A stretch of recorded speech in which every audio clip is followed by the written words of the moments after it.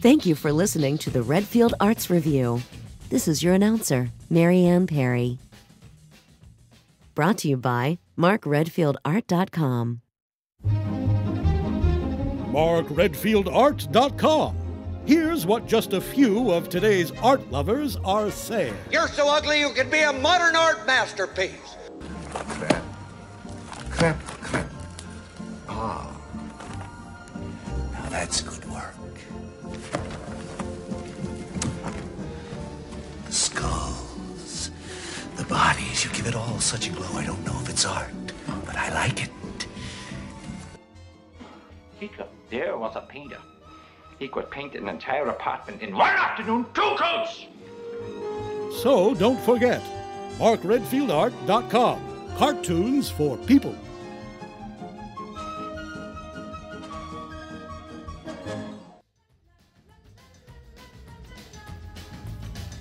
And now, your host, Mark Redfield.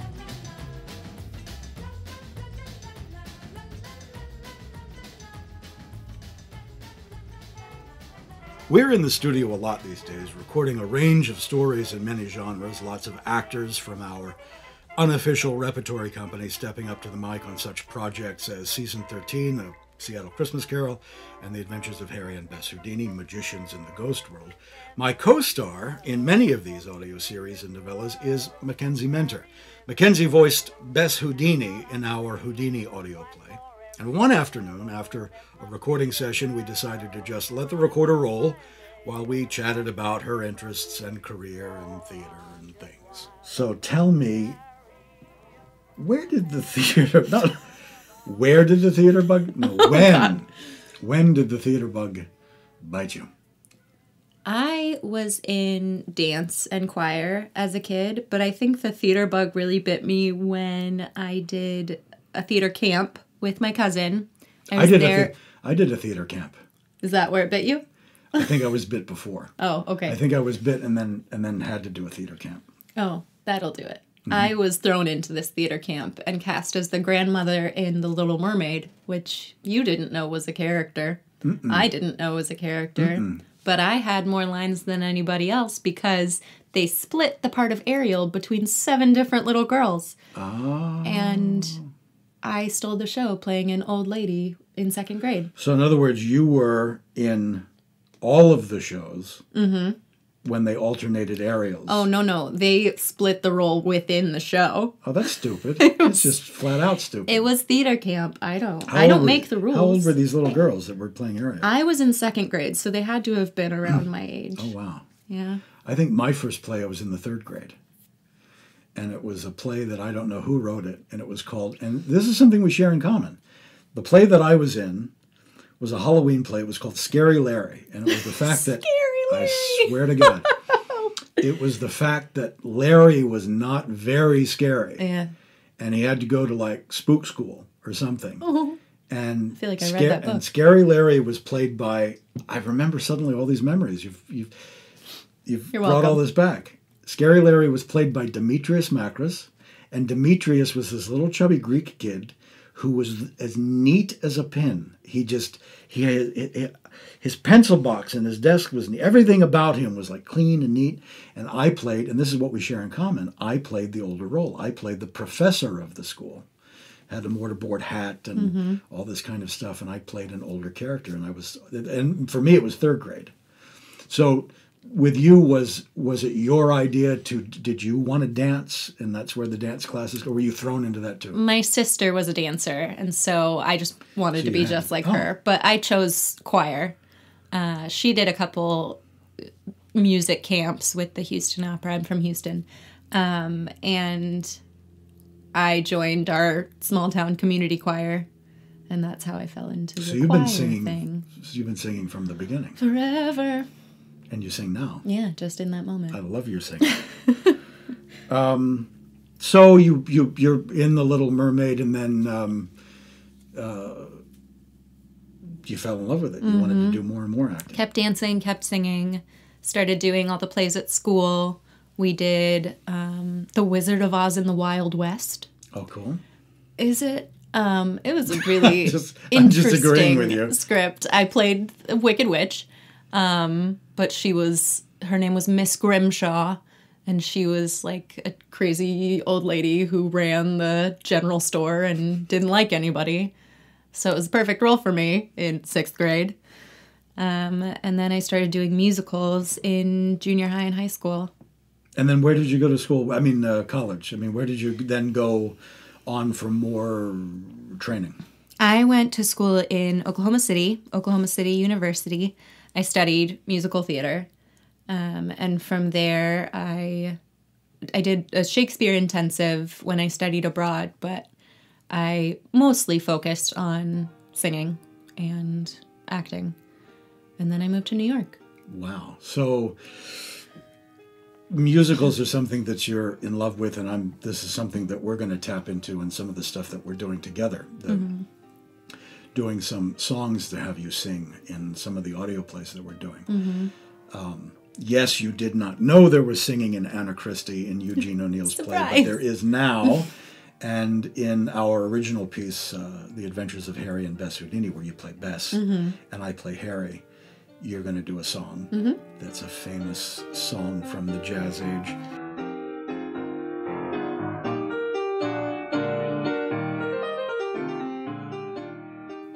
Oh, look, there you are on YouTube. What is this we're about to listen to? This is Glad to Be Unhappy. It's a performance I did in my senior recital from Oklahoma City University.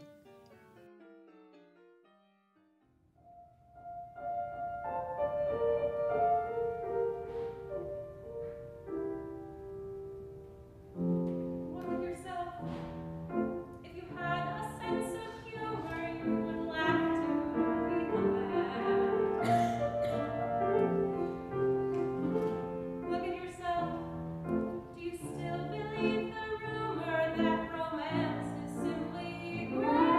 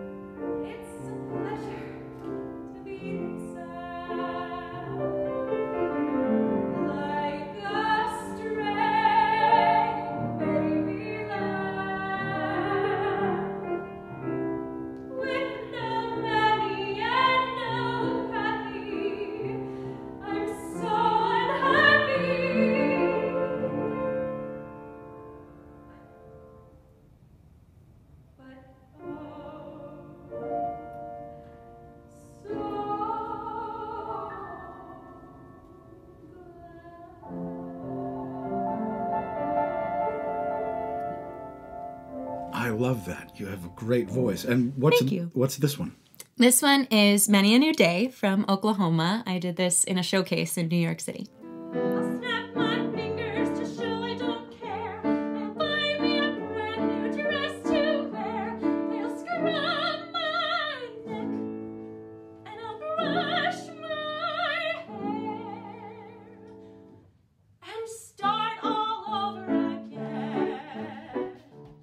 And now, for lovers of old-time radio, here's Old Time Radio Revisited with Martin Grams Jr. The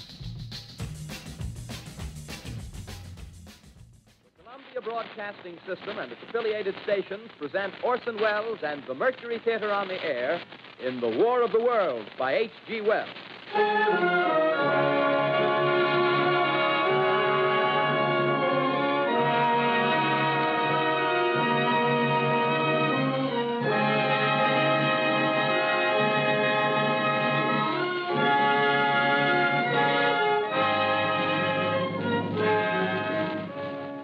Ladies and gentlemen, the director of the Mercury Theatre and star of these broadcasts, Orson Welles. We know now that in the early years of the 20th century, this world was being watched closely by intelligences greater than man's, and yet as mortal as his own. We know now that as human beings busied themselves about their various concerns, they were scrutinized and studied, perhaps almost as narrowly as a man with a microscope might scrutinize the transient creatures that swarm and multiply in a drop of water. With infinite complacence, people went... Perhaps no radio broadcast has become more famous than the 1938 War of the Worlds Panic broadcast, based on the science fiction novel by H.G. Wells. Attaining a near-mythic quality among social commentators, a complacency has crept into the telling of the tale, with Orson Welles, the boy wonder, becoming famous overnight, and on many occasions he even took credit for the panic. It was the evening of October 30, 1938. The weekly hour-long dramatic program, the Mercury Theatre on the Air, was responsible for such adaptations as Treasure Island and Bram Stoker's Dracula, and was performed a modern-day take on the science fiction novel, complete with radio news bulletins of Martian cylinders crashing in New Jersey, and giant tripods with heat rays incinerating hundreds of humans. To add confusion to the chaos, there was also a radio announcer on the rooftop of CBS delivering commentary as a wall of poison gas slowly inched its way across the city of New York. Mercury Theatre program aired opposite the highest-rated radio program of the major networks, Edgar Bergen and Charlie McCarthy. This CBS did on purpose because nobody wanted to sponsor an hour-long time slot that went up against the ventriloquist. Looking back, it's been assumed that when Nelson Eddy stepped up to the microphone on the Charlie McCarthy show to sing a song about 10 minutes into the broadcast, an estimated 2 million people began changing the stations, only momentarily, to hear what ended up being fake news bulletins and believing a real Martian invasion was happening along the East Coast. Depending on the stories you read, people fled to the streets with wet towels over their faces to protect themselves from the poison gas. People stocked canned goods in the basement. One woman in a panic fell down a flight of stairs and found herself in the hospital. Another woman claimed to have given birth a week early as a result of the panic. Newspapers' reporters the next day found no shortage of stories to recount in their columns, but looking back today, it's believed by historians that the panic was far less than the profound outpouring that grew over the decades. I know this might be a little bit disconcerting to all the people out there who always believed that there was a large mass panic, but in reality, there was very little panic at all. It was all newspaper hype. Studies have been made. College students explored the subject many times in their thesis, some exploring the religious dynamics while others explored the political scene at the time. It's true the United States remained neutral at the time and feared the country was going to get involved in the war, and was one of the reasons people were already suffering from anxiety. But psychological warfare aside, the War of the Worlds Panic broadcast still remains one of the most fascinating radio broadcasts today. It was the reason why the word newsflash was not allowed to be used after October 1938 unless it was a legit news bulletin. The broadcast also made Orson Welles a household name overnight, lured him to Hollywood with a contract at RKO Studios, which resulted in Citizen Kane, and Campbell Soup signed on to sponsor the weekly program, retitling the series a month later, the Campbell Soup Program. Amongst the smoke and mirrors, the fog of war and public hysteria gives way to the entertainment, and nothing can be more entertaining than listening to a quick excerpt of some of those fake news bulletins from the evening of October 30, 1938. October 30th. Crosley service estimated that 32 million people were listening in on radios. Not much change in temperature. A slight atmospheric disturbance of undetermined origin is reported over Nova Scotia, causing a low-pressure area to move down rather rapidly over the northeastern states, bringing a forecast of rain accompanied by winds of light gale force. Maximum temperature 66, minimum 48. This weather report comes to you from the Government Weather Bureau. We take you now to the Meridian Room in the Hotel Park Plaza in downtown New York, where you will be entertained by the music of Raymond Raquello and his orchestra.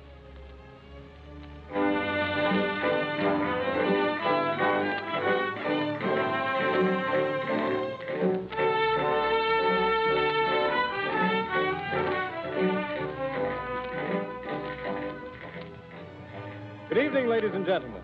From the Meridian Room in the Park Plaza Hotel in New York City, we bring you the music of Raymond Raquello and his orchestra. With a touch of the Spanish, Raymond Raquello leads off with La Comparsita.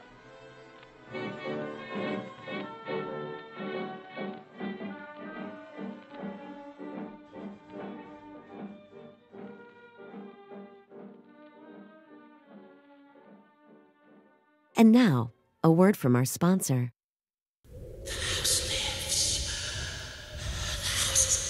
This house is full of sounds. My name is Roderick Usher. The loudest is your heart. Who's there? Pounding with fear. The softest is the sound of horror. In this house, terror waits for you in every room. No, not through that door. Nevermore. Madness, mystery, imagination. You'll find them all in Edgar Allan Poe's Haunted House of Usher.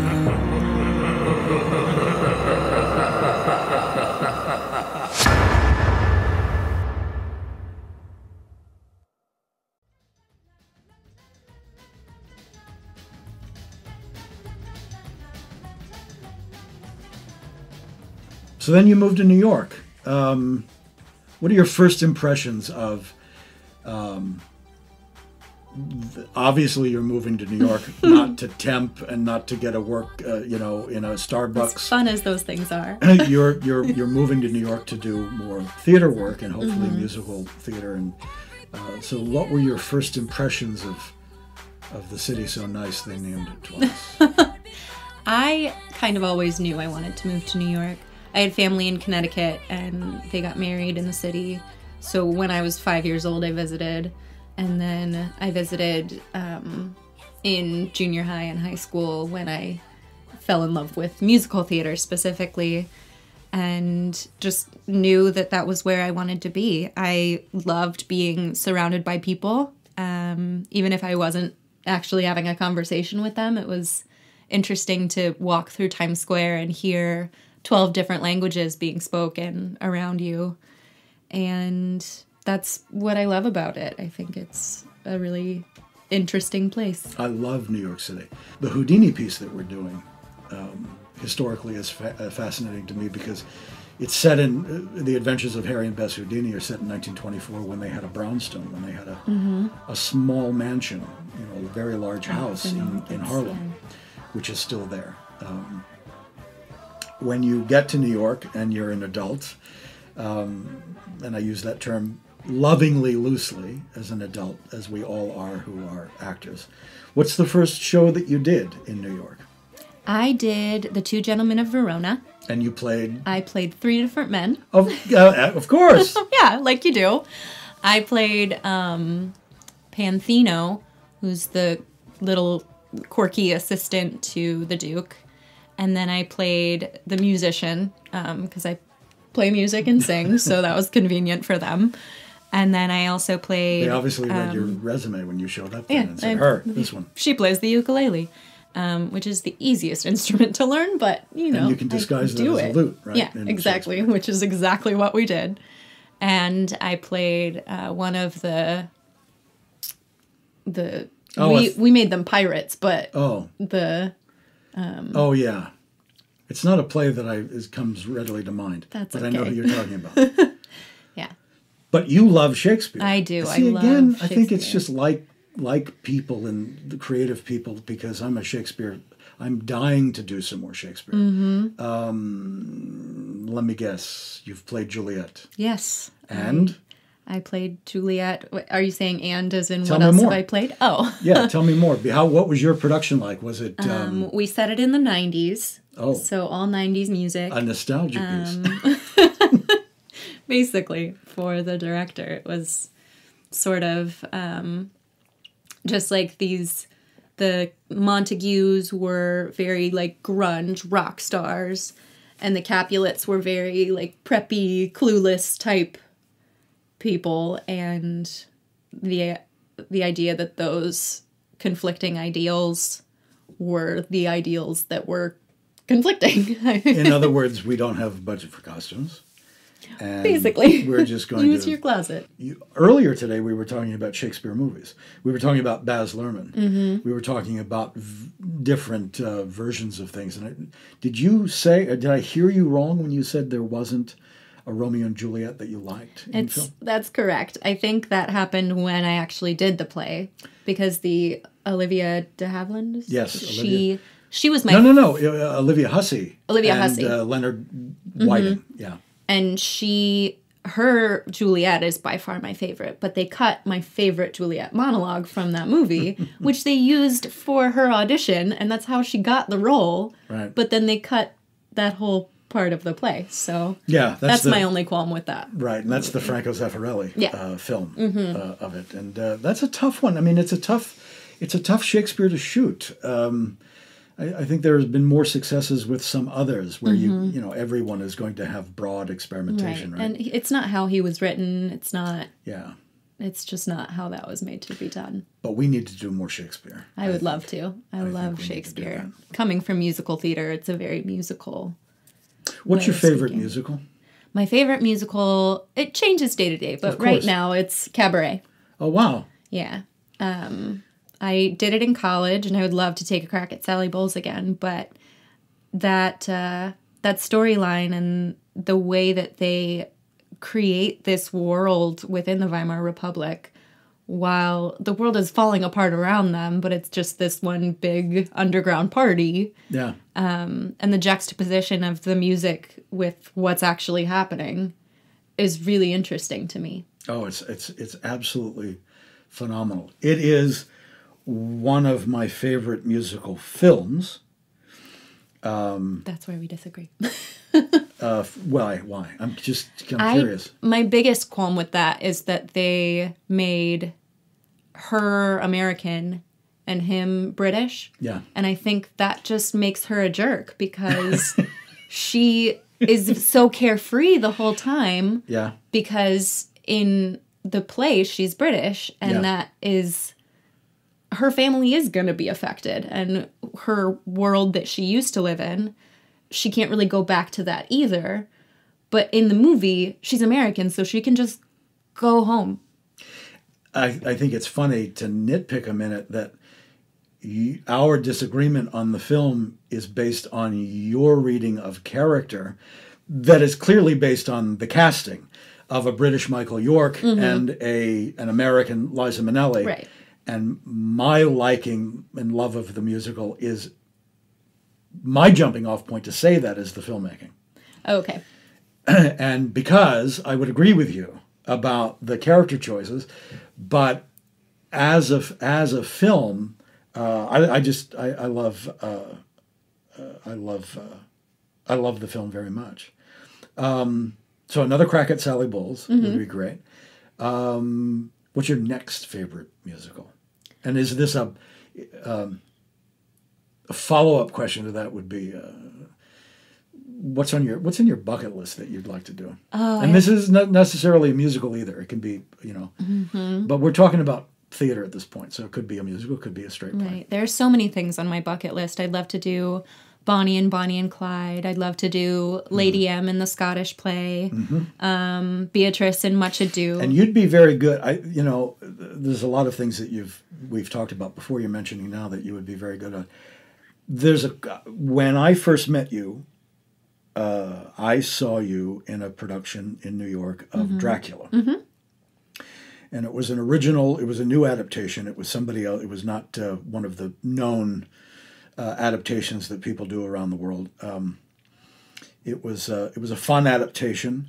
You played Mina Harker, and you were fantastic. Well, thank you. And you're very welcome. And you had this marvelous arc, the way what was chosen to pull out of, if anybody's familiar with the novel Dracula, the story of Dracula, what happens to Lucy and Mina, where you go with Mina very much, there were moments. I mean, first of all, your performance, you were incredible, and you really did pop. I think I said to you soon after we met that you were like three-dimensional. I mean, it's theater, so of course you're three-dimensional. You can almost reach out and touch them on stage. But you really were floating above in your scenes. You were really great. And the darker this Mina got in that script, all of that babble is to say you would be a great Lady M. I can see, and I do believe something that a theater director, a professor of theater when I was at school said to me about me playing M, Mr. M, Mr. M, Lord M, Thane M, Thane M, to get some life experience. He also said that I would never understand the role if I didn't have. I won't go places when they start telling you need to have children and things like that. Well, that's a big part of their relationship. And it is, and it is. But I do kind of believe that a little bit of life under the skin does really help. But do her now when you're younger, and that's a role that you can come back to many, many times over the course of many, many years. Right. But just seeing what you did with Mina there in some key scene, and who wrote that version of Dracula? Ted Minos. Ted Minos. I mean, just what he was doing with the character, and you filled it. I can see Lady M very clearly in those moments. It would be fun to do something. Yeah. That's one on my bucket list to direct. Really? Yeah. So I interrupted you with the excitement about the Shakespeare because we both love Shakespeare. But what else is in your bucket list that you'd like to do? I like to play characters with mental illness. I think that those are people who tend to be misunderstood. And I like to dive deeper into the humanity of the characters that are written that way because they are all people. And so telling those stories has become really important to me. Are there examples of that you can give? Because I could throw you things that I've been toying around with the back of my head that I've been playing with, adapting or doing. I worked on a stage play and an audio adaptation of Charlotte Perkins Gilman's The Yellow Wallpaper, where that character, the character of quote unquote the wife, is she going mad? Is she really experiencing ghosts and voices? What are the voices in her head that she's hearing? And people have very strong opinions about that. She's going insane. This is mental illness here. No, some people read it as a ghost story. But is there something? Is there a character you'd like to create or a project you'd like to work on that has to do with that? Or are there established scripts that you know of? Examples for me would be Blanche Dubois. Oh, of course. Because they never really explain what is going on with her, but she is obviously not like everybody else. Absolutely. And Lady M. Lady M. And Diana and Next to Normal. Yeah. Would be great. Just a lot of... Yeah, out there. There is so much, and they're the kind of roles, well, we've already talked about Lady M, but they are the kind of roles that you can do several times in a career. And every time you come back to them, because even my ill-fated story about playing Prospero twice, that was 15 years apart, or maybe even more. Mm-hmm. So when I'm glib, I can say I was too young. I was old enough to be a father Mm-hmm. of a Miranda, but maybe I was too young to play Prospero, because he is a very sage and wise person, Right. and there's a lot of... And then on a whole other level, on a director's level, I love the play, and there's so many things to do with it. But these are the kind of roles that you can revisit a couple of Mm-hmm. times. Let that experience percolate of having performed it, Mm-hmm. let some life get under it, and then do it again. You'll find new things all the time. Right. I feel that way about Juliet, too. I feel like anybody who's young enough to actually be Juliet is too young to understand Juliet. Exactly. But I still feel like there are things that I don't understand about her. And she Exactly. drove me nuts sometimes as a character. I get it. I played Romeo too in a production that I directed and produced in college. It was a huge thing, and yeah, I was too young to play Romeo when I played him. And that's where you met J.R. Liston, right? Yeah, who's in a lot of our audio pieces now. I mean, Jay has been. I've worked with Jay in a play, a film, and now audio stuff my entire career as an adult, since the time I was, I guess, about 18 or 17 or 18, whenever I did that Romeo and Juliet. And yeah, that's where I met JR, who's in Anna Christie with us. Right. He is one of the villains in Harry and Bess Houdini show with us. How have you enjoyed doing the audio stuff with us? I love it. It was very new for me. I'd done some music recording in college and before college to submit to jobs, but this whole world of voiceover work was very new for me, and I love it. It's fun to be able to play with the characters, and you can do crazy things behind the curtain and nobody can see the goofy faces you're making, and you take as many takes as you want. Oh, absolutely. You don't have to get dressed. You don't have to shave if you're a man, or if you're a woman. I don't know. But you can just show up as you are. But you can be theatrical. You can be naturalistic. I mean, the sky's the limit with audio work, and I'm really, really enjoying it. You've also done a little film work lately. Just some short films and things like that, I think. I've done a how's few. that been for you? I really enjoyed that, too. It was, again, a new world for me coming from a music theater background, where you get one shot to do whatever you're doing and that's it. So film was a great place for me to learn how to play. Well, I'm glad you're part of the company, and let's get back to work. Let's get into the studio and get something else done. Sounds great. There are Georgias.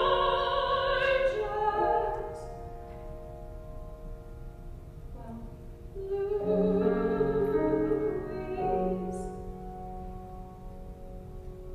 And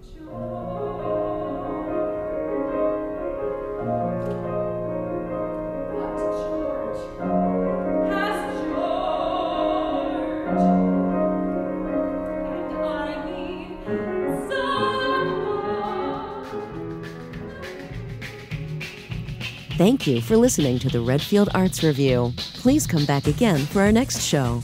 The Redfield Arts Review and the original content of this program is copyright the Mark Redfield Company. Shopping for Explosives by Coconut Monkey Rocket, licensed under Attribution Non-Commercial International License. All other content used by permission of the respective rights holders or used for educational and informational purposes. Original music, sound design, and engineering is by Jennifer Rouse. This is your announcer, Mary Ann Perry. Available now from Redfield Arts Audio. Hello, this is Caroline Monroe. And I'm Martine Beswick. And we're here to tell you about this wonderful and exciting new project that we've both been involved with. It's called Sinbad and the Pirate Princess. And it's a movie for your ear. Baghdad.